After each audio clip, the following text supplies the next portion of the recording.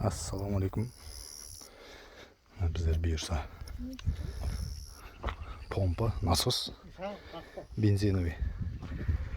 Aslan gaz жалғаймыз buyursa. Gaz balon. Gaz balonға не аламыз? Міне. Редуктор арзан. Мына жер крайник бар. Осы крайник арқылы регулировка жасалады. Осы кетеді. Газ баллон. Оған ешқандай карбюратор ештеңесін ауыстырмаймыз. Карбюратордың өзіне тек жалғап қоямыз болды. Жаңа карбюратор арнайы газ бензин деген карбюратор сатады ғой. Соны маған ауыстыру болады. Бірақ біз оны алған жоқпыз.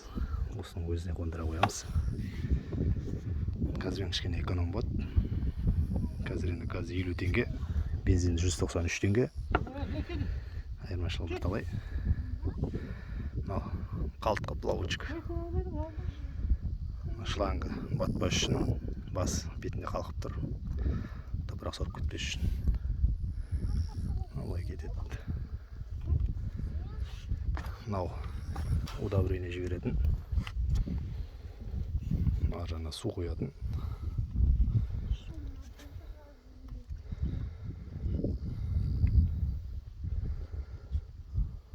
Газ баллон жалғап қараймыз, қазір бұйырса. Қалай болады екен. Сверломан. Воздушный.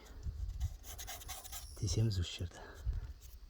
Сосын шлангыны қадап қоямыз. Газ осы арқылы барады, воздухан арқылы. Бұл жаңа бензиновый генератор, помпа, насос бәріне жасау болады. Болды міне. Баллонды жердің астынан көміп қойдық. Газ жалғанып тұр.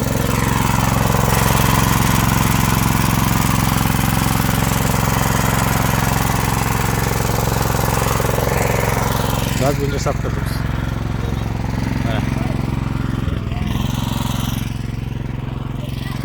Көмекшілеріме